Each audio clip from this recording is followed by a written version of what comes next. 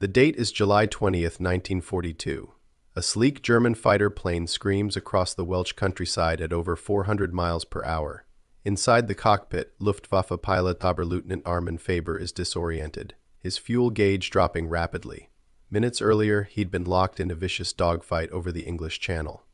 Now, completely lost, he makes a decision that will haunt him for the rest of his life.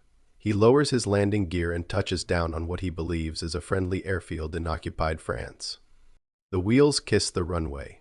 The engine winds down, and then Armin Faber sees something that makes his blood run cold. British soldiers running toward his aircraft, rifles raised.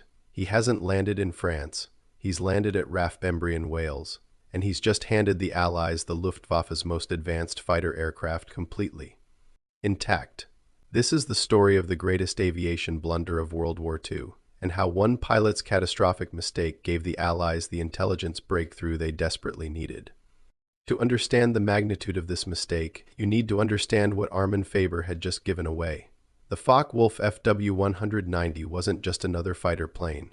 It was a revolution in aviation design, and when it first appeared in the skies over Europe in 1941, it struck terror into the hearts of Allied pilots. For months, British pilots had been reporting encounters with a mysterious new German fighter that was faster, more maneuverable, and deadlier than anything they'd ever faced.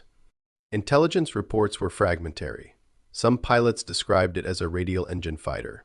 Others thought they were hallucinating from combat stress.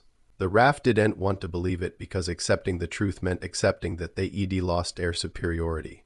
The British had been dominating European skies with their supermarine Spitfire Mk V, a beautiful elliptical winged fighter that had become a symbol of British resistance. But the Fw 190 made the Spitfire Mk V look like it was standing still. In early combat reports, British pilots described being bounced by this new fighter with devastating effect.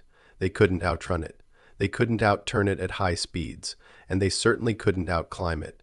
The Fw 190 could do 426 miles per hour at altitude.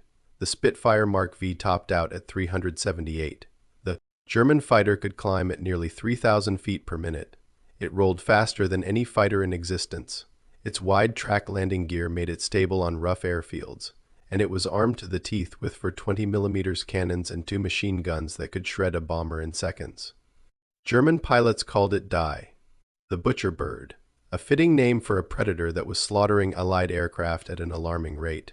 By early 1942, RAF Fighter Command was facing a crisis. Pilot morale was plummeting. Loss rates were climbing, and British engineers had no idea how the Germans had achieved such a massive leap in performance. The Air Ministry was desperate. They needed to get their hands on an intact Fw 190. They needed to understand its secrets. They needed to know what they were really up against. Reconnaissance photos could only tell them so much. Shot-down wreckage was too damaged to reveal the aircraft's true capabilities. What they needed was a miracle. What they needed was for a German pilot to make an unbelievable mistake. Oberleutnant Armin Faber was not supposed to be the pilot who made history at 24 years old. He was a capable fighter pilot with Jagdgeschwader II, one of the Luftwaffe's elite fighter wings. He wasn't an ace with dozens of kills. He wasn't a household name. He was a professional aviator doing his duty in a war that was growing more brutal by the day.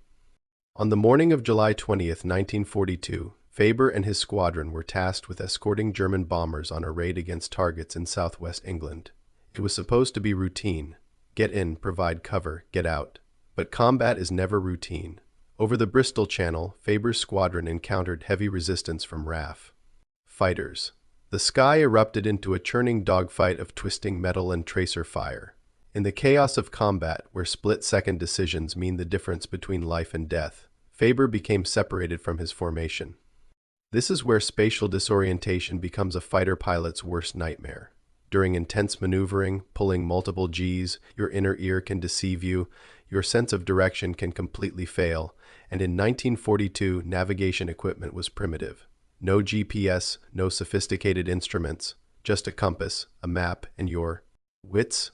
Faber had been fighting over the channel. He knew that. But in the violence of combat, as he twisted and turned and dove and climbed, his internal compass had completely failed him. When the fighting ended and he found himself alone in the sky, fuel running low, Armin Faber made a critical assumption. He believed he'd been driven south during the dogfight. South meant over the English Channel toward France. South meant safety. South meant home. So when he saw the coastline below him, his oxygen deprived, adrenaline flooded. Brain made the connection it wanted to make. That coastline was France. Those airfields below were German-occupied, except they weren't. The dogfight had actually driven him north and west, deeper into British territory. He was looking at the Welsh coast, and he was about to land at a fully operational Royal Air Force base. RAF Pembrey was a quiet coastal airfield on that summer afternoon. The war could feel distant on days like this, with the sun warm and the grass green around the runway. Sergeant Jeffries was on duty when he spotted the aircraft. Approaching from the southeast. At first he assumed it was one of theirs. Aircraft came and went all day. But something about this one was different. The profile was wrong. The engine note was wrong. And then, as it came closer and lowered its landing gear, Jeffries felt his stomach drop. That radial engine, those broad wings, that distinctive profile. It was a Focke-Wulf 190, an enemy fighter landing at their airfield in broad daylight. For a moment, everyone froze. Was this an attack? Was the aircraft damaged and making an emergency landing? Was the pilot defecting? In those few seconds of confusion, Armin Faber completed what aviation historians would later call the most perfect landing of the most wrong aircraft at the most unexpected place. The FW-190 touched down smoothly. Faber taxied along the runway, probably looking for the dispersal area where German ground crew would be waiting. Instead, he saw British uniforms, British vehicles, British everything. The realization must have hit him like a physical blow. Some accounts say he tried to take off again, but his fuel was too low. Others say he simply sat in the cockpit, paralyzed by the magnitude of what he'd done. Either way, within minutes, British soldiers had surrounded the aircraft, rifles aimed at the cockpit. Armin Faber climbed out of his fighter, raised his hands, and became a prisoner of war. Behind him, completely intact and undamaged, sat the most advanced fighter aircraft in the Luftwaffe's arsenal. The British couldn't believe their luck. The Germans couldn't believe their misfortune. And Armin Faber had just changed the course of the air war. Within hours, the FW-190 was being transported under heavy guard to the Royal Aircraft Establishment at Farnborough. This wasn't just an intelligence opportunity. It was the intelligence opportunity of the entire air war.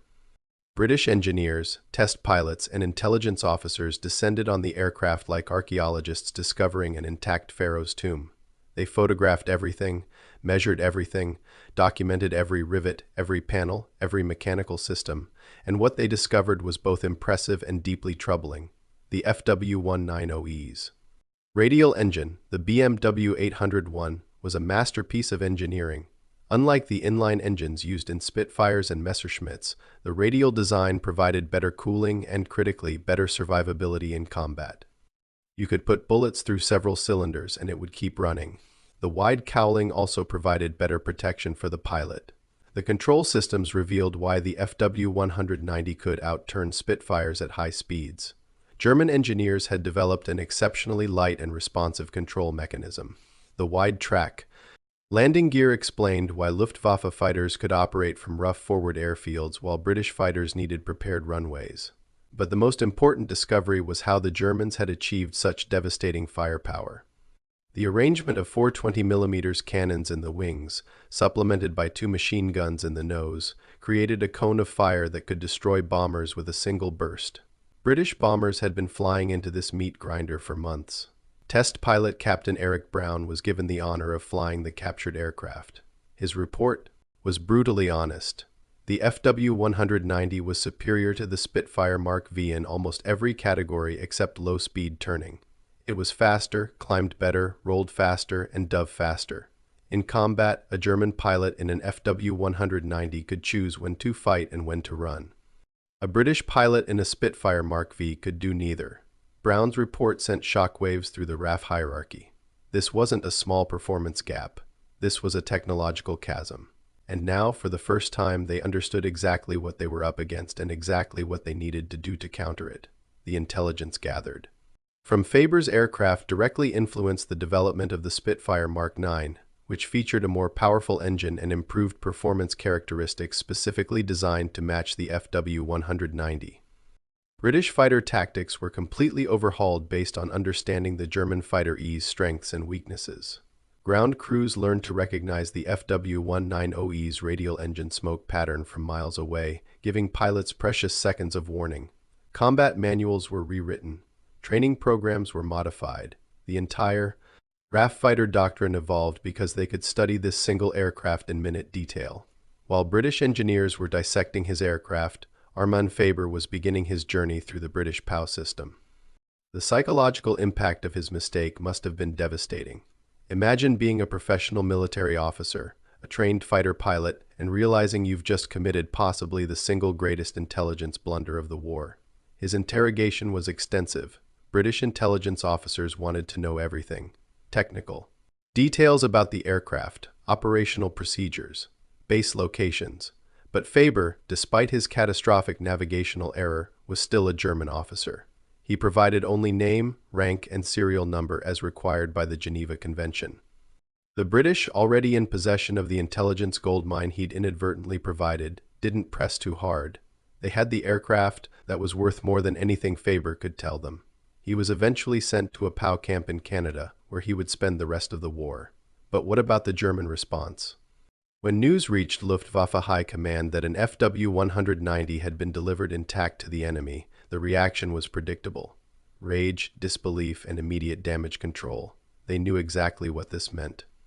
They knew the British would reverse engineer every innovation, study every weakness, and develop countermeasures. Faber's family in Germany suffered from the disgrace. His career was obviously over. His name became synonymous with catastrophic failure. Some reports suggest he was court-martialed in absentia, though the details remain murky. What is certain is that he went from being an anonymous Luftwaffe pilot to being the man who gave away Germany's technological advantage. After the war, Faber returned to Germany and lived a quiet life, rarely speaking about that July day in 1942. He died in 1976, carrying the weight of his mistake for 34 years. Some historians have tried to rehabilitate his reputation, pointing out that spatial disorientation can happen to any pilot, that in the chaos of combat, mistakes are inevitable, that he was simply unlucky. But history remembers outcomes, not intentions, and the outcome of Armin Faber's navigational error was profound. The capture of the intact FW-190 represents one of the most significant intelligence coups of World War II. Its impact tripled through every level of Allied air operations. Within months of studying Faber's aircraft, British factories were producing improved Spitfire variants with enhanced performance. American aircraft designers incorporated lessons learned from the German engineering. Fighter tactics evolved where British pilots had previously tried to engage FW-190 seconds in turning dogfights. They now understood that boom and zoom tactics, using superior high-altitude performance, were more effective. Bomber formations were restructured based on understanding the German fighters' attack patterns and armament. Perhaps most importantly, the psychological impact cannot be overstated. For months, RAF pilots had been facing an enemy they didn't understand, losing friends to an aircraft that seemed invincible. Now they knew its limitations. They knew it bled speed in sustained turns. They knew it had poor visibility in certain directions. They knew how to fight it. Knowledge is power, especially in war, and Armin Faber had given the Allies the knowledge they desperately needed. Historians estimate that the intelligence gained from this single aircraft saved hundreds of Allied aircrew lives by enabling better tactics, better training, and better aircraft design. The captured FW-190 was flown extensively for testing and demonstration purposes. It was painted in RAF colors and toured British airfields, so pilots could see their adversary up close. It helped train a generation of fighter pilots, and when the war ended, it was placed in a museum where it remains today, a testament to one pilot's terrible mistake and its extraordinary consequences. Wars are often decided not by grand strategies or massive battles, but by small moments. A code broken here, a secret revealed there, a single pilot disoriented and low on fuel, making one wrong turn that changes everything. Armin Faber's story is a reminder that in war, there are no small mistakes. Every decision, every action can have consequences that ripple across time and space. He thought he was flying towards safety. Instead, he flew into history as the man who gave away one of Nazi Germany's most valuable secrets. The Focke-Wulf 190 remained a formidable fighter throughout the war. German engineering continued to produce remarkable aircraft, but they never regained the psychological advantage they held in those early months of 1942 when their new fighter seemed invincible. Because on July 20th of that year, the Allies learned all its secrets. Sometimes the difference between victory and defeat comes down to a single moment of confusion. A compass misread, a coastline misidentified, a landing gear lowered at the wrong airfield. Armin Faber made one mistake, just one, and it changed the air war over Europe. The next time you hear about a happy accident or a lucky break, remember this story. Remember that behind every intelligence breakthrough, every tactical advantage, every shift in military balance, there's often a human story. Someone who made a choice they'd give anything to take back. Someone who, in a moment of confusion, changed the course of history. The Focke-Wulf 190 was a butcher bird that became a gift, and Armin Faber was the unwilling courier who delivered it.